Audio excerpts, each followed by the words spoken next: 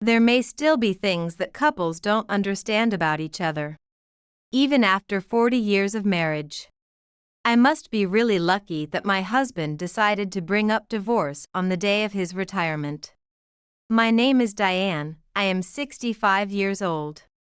I married my husband, who was my colleague at the time, when I was 25. And we have been married for 40 years.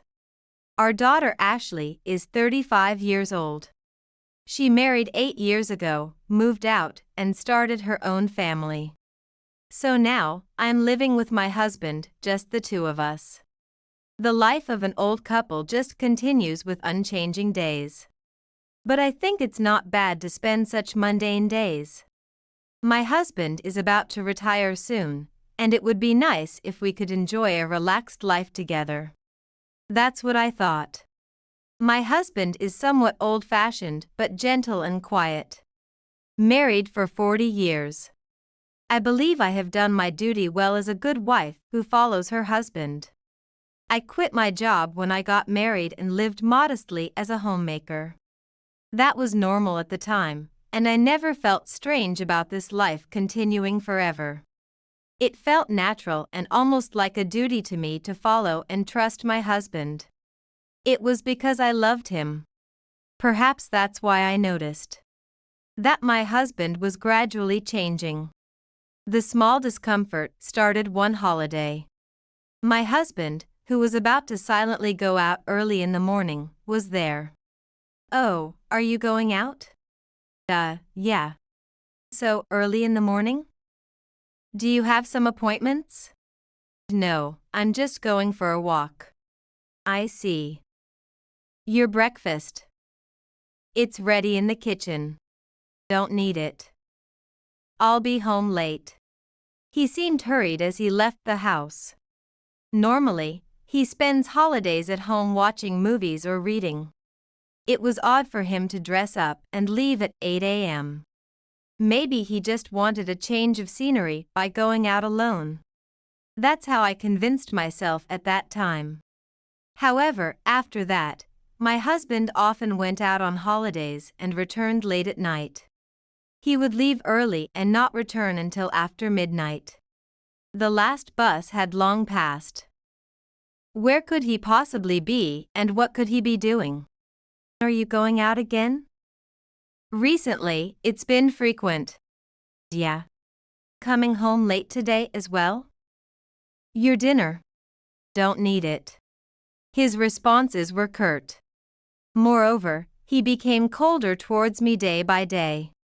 "Hey, what's this lousy meal?" "Lousy?" "It's your favorite pasta, salad, and soup. You think I can get energy from such a poor meal when I come home tired?" "It's no different from usual. If you want something else, just let me know, and I'll cook it." "That's not the point. Figure out what I want to eat." He had never raised his voice like this before. Annoyed, he left the meal untouched and went out to eat alone. I often had tears rolling down my cheeks as I ate alone at the table where my husband was absent. His strange behavior didn't stop there. "I have a business trip next week." "A business trip? You've never had those before, it's sudden." "Shut up. Don't nag about my work." "I didn't mean it like that. Just that it's unusual." "What do you know about my job?" "Enough. I'm going to sleep." Saying that, he turned away like a child and went to the bedroom. What a way to speak. After that, he avoided eye contact with me, and our conversations as a couple decreased.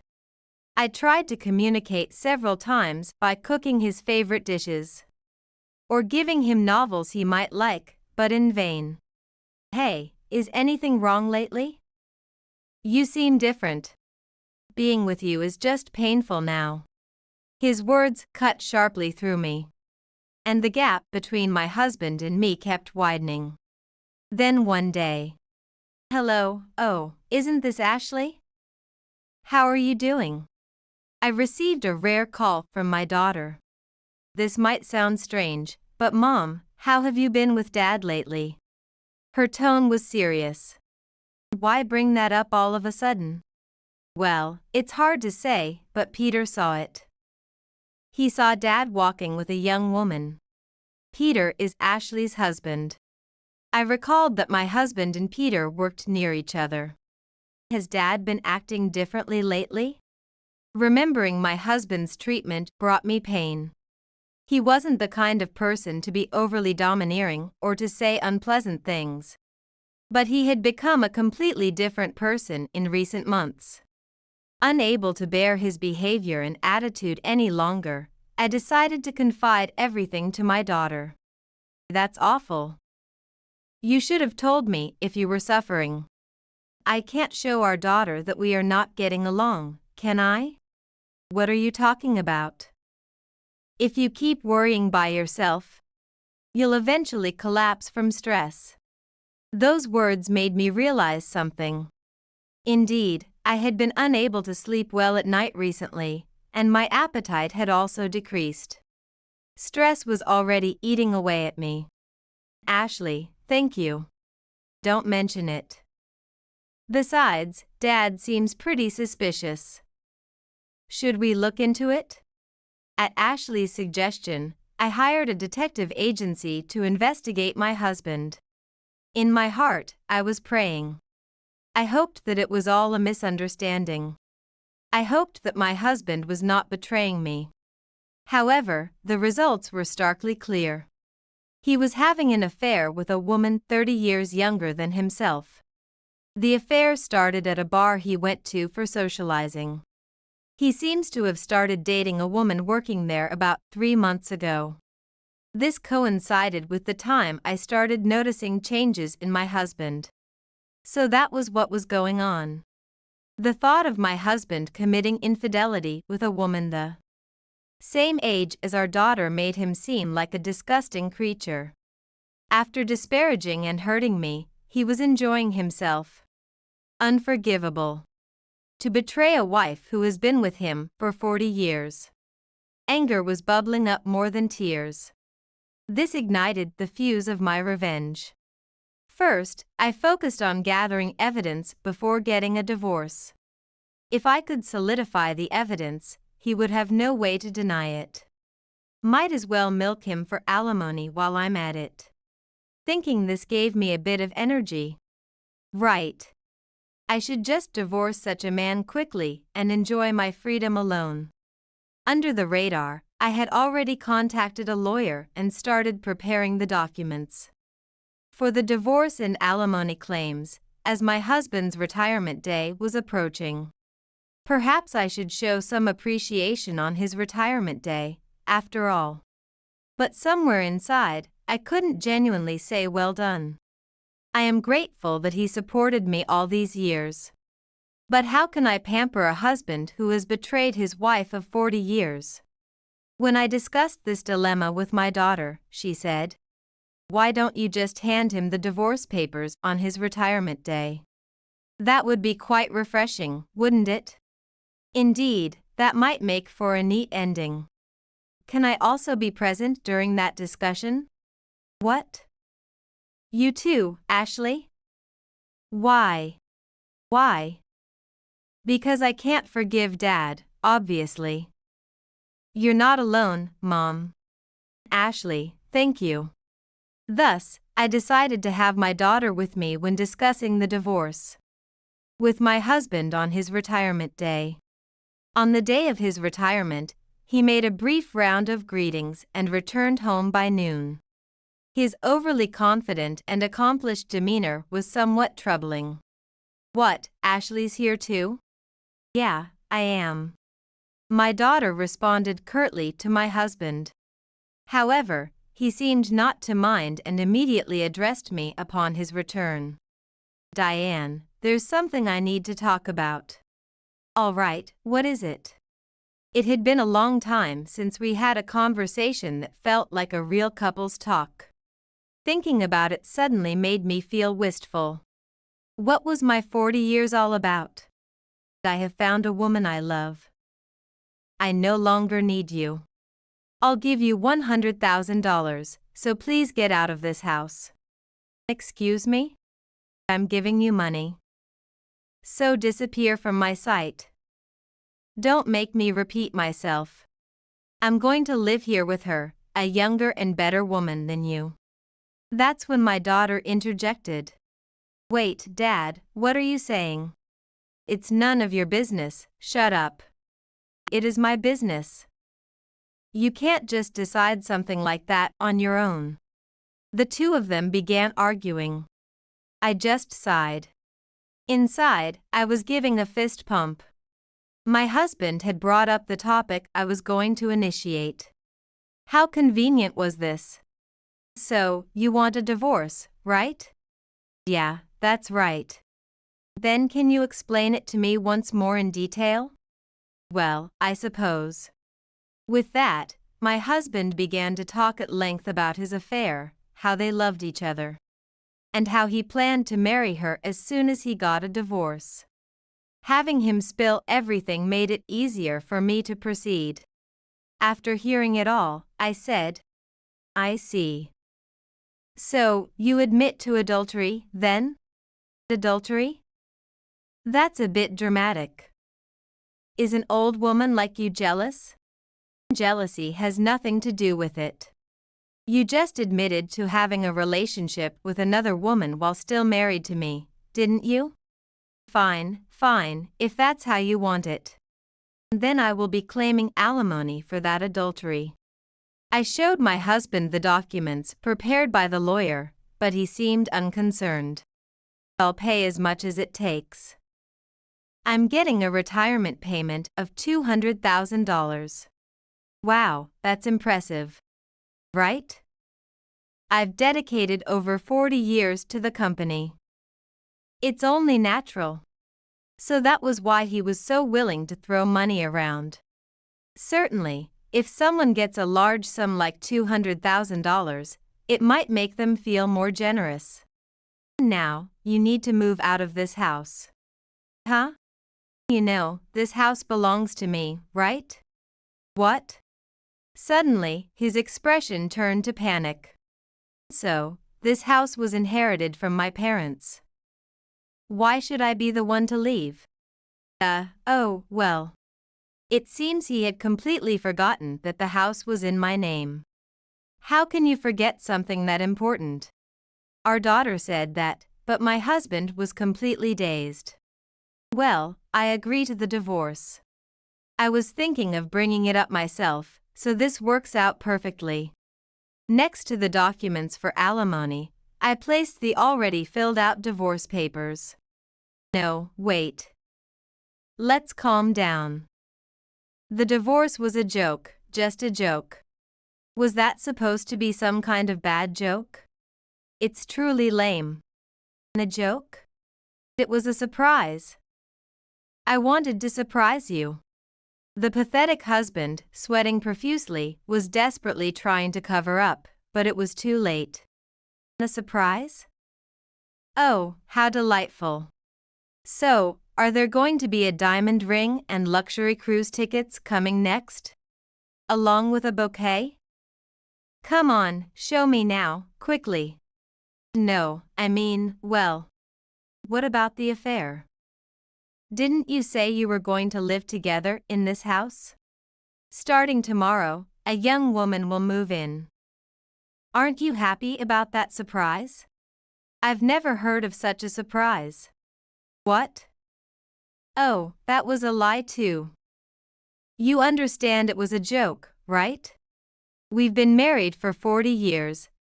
His insincere attitude made it clear that I no longer needed to endure this. Don't take me too lightly. I presented all the evidence of his infidelity. Photos of him getting cozy with another woman on the street. And the two of them entering a short-stay hotel. Photos of them walking arm in arm, looking cozy, told the whole story. The undeniable truth was there, and he had no choice but to concede. When did you? As if a wife of 40 years wouldn't notice your changes. At that, he fell silent. Perhaps the weight of the 40 years hit him. How did you find out? We're married, how could I not notice? I've trusted you for 40 years, but you haven't been looking at me at all. Saying that, I felt a sharp pain in my heart. I'll grant you a divorce. So, please leave this house right now. It's my house, after all.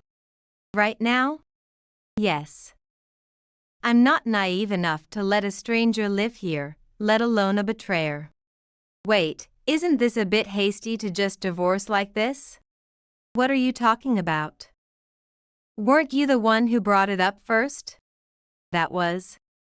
I don't want to complicate things any further. Can you just sign this quickly? I tapped the table with my finger. The divorce papers were on it. Seeing my cold expression, he must have realized it was over. Under my and my daughter's watchful eyes, he silently filled out the divorce papers. I wonder if it's normal to forget that the house he's been living in is under his wife's name. Maybe he's already senile? Well, it doesn't matter anymore.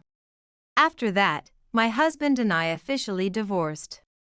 I received a fair amount of alimony, and we properly divided the property, including his retirement pay. The reason I waited until his retirement day for the divorce was because of this. I ended up receiving quite a sum from the alimony and shared property. After driving my husband out, I had the house demolished and sold the land. The location was good, so the real estate agent was happy to buy it at a good price. Even after deducting the demolition costs, a substantial amount was left. Perhaps my husband knew the market value of the land. The crucial fact that the house and land were under the wife's name had slipped his mind. I changed my mobile number and completely cut off any relationship with my husband. Hopefully, my husband, now over 65 and single, has a place to live without a guarantor. But that's no longer my concern. However, my husband tried to reach out to my daughter. Hey Ashley, where is Diane living now? Do you know what she's doing? Huh? Why should I tell you that? Don't say such a thing. I'm in trouble now. Here's the story. The mistress suggested buying a condominium after. My husband was struggling to find a place to live. She introduced him to a real estate agent, who offered 2 rooms at a significantly lower price than the market rate. One for him to live in, and the other to rent out for rental income. The salesperson pushed him, saying, "You'll recoup the investment in 5 years, and these rooms will always have tenants. It's a bargain only available during this campaign." My husband, swayed by these words, invested all his retirement pay to make the purchase. That salesperson intended to deceive from the start. The area has bad security, it's far from the bus stops, and the streets are too narrow and unpopular. The room has many vacancies, and with the years it has been built. The repair costs are also considerable. It turned out to be a poor quality property that no one else would buy. Considering the mistress introduced him, she and the salesperson were probably in cahoots. I have no retirement pay left, and I can't sell this house at all. He made this appeal with a voice close to tears. Well, Mom is living a carefree life abroad. I doubt she'll come back to the US. Please stop bothering her. She's really enjoying her life. Dad brought this upon himself, right? What goes around comes around. Watching Dad makes me really think I can't do anything bad. Well then. Ashley said this and then hung up the phone. You really said it, didn't you? Lying about being abroad. I had to say that much to feel satisfied. He's been saying whatever he wants for so long. I couldn't stand it.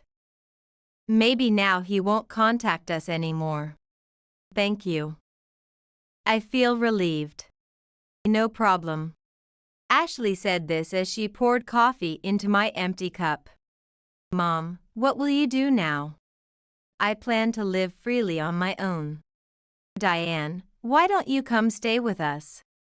My daughter's husband said that while the two of us were talking. That's all right. Don't worry about me. Come on, Mom.